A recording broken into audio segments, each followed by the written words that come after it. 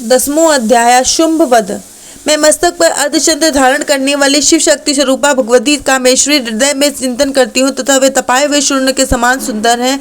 सूर्य चंद्रमा और ये तीनों ही नेत्र उनके नेत्र हैं तथा वे अपने मनोहर हाथों से धनुष बाण अंकुश पाश और शूल धारण किए हुए हैं।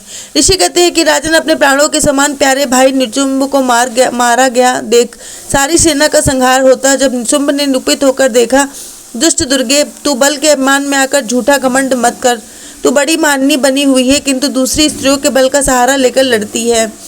फिर जब उस दैत्य के घोड़े और सारथी मारे गए, धनुष तो पहले ही कट चुका था, अब उसके अंबिका को मारे जाने के लिए उद्यत भयंकर मुदगर हाथ में लिया हुआ उसने आते देख देवी ने अपने तीक्ष्ण बाणों से उसका मुदगर भी काट डाला। तिस पर भी वह असुर मुक्का तानकर बड़े वेग से देवी की ओर झपटा। उस दैत्यराज ने देवी की छाती में मुक्का मारा, तब उन देवी भी उसकी छाती में एक चाटा जड़ दिया। देवी का थप्पड़ खाकर दैत्यराज शुंभ पृथ्वी पर गिर पड़ा, किंतु पुनः सहसा पूर्ववत उठकर खड़ा हो गया। फिर वह उछला और देवी को ऊपर ले जाकर आकाश में खड़ा हो गया। तब चंडिका आकाश में भी बिना किसी आधार के ही शुंभ के साथ युद्ध करने लगी। उस समय दैत्य और चंडिका आकाश में एक दूसरे से लड़ने लगे और उनका वह युद्ध पहले सिद्ध और मुनियों के विस्मय में डालने वाला था। फिर अंबिका ने शुंभ के साथ बहुत देर तक युद्ध करने के पश्चात उसे उठाकर घुमाया और पृथ्वी पर पटक दिया। पटके जाने पर पृथ्वी पर आने के बाद वह दुरात्मा दैत्य पुनः चंडिका का वध करने के लिए उनकी ओर वेग से बढ़ा। तब समस्त दैत्यों के राजा शुंभ को अपनी ओर आते देख देवी ने त्रिशूल उसकी छाती छेदकर उस पर पृथ्वी पर गिरा दिया। देवी के शूल को धारण किए घायल होने पर उसने प्राण पखेरु उड़ गए और वह समुद्रों, द्वीपों और पर्वतों सहित समूची पृथ्वी को कपाता हुआ पृथ्वी पर गिर पड़ा।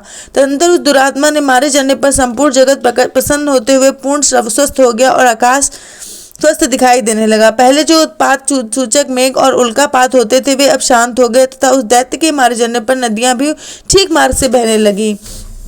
उस समय शुंभ की मृत्यु के बाद संपूर्ण देवताओं का हृदय हर्ष से भर गया और गंधर्व गण मधुर गीत गाने लगे। उससे दूसरे गंधर्वराज बनाने लगे और अप्सराएं नाचने लगी।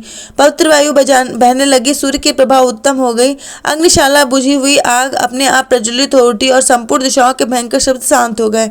इस प्रकार श्री मार्कंडेय पुराण सर्वांतिक मनवंतर की कथा के अंतर्गत देवी महात्म्य शुंभ वध नामक 10वां अध्याय पूरा हुआ। जय माता रानी।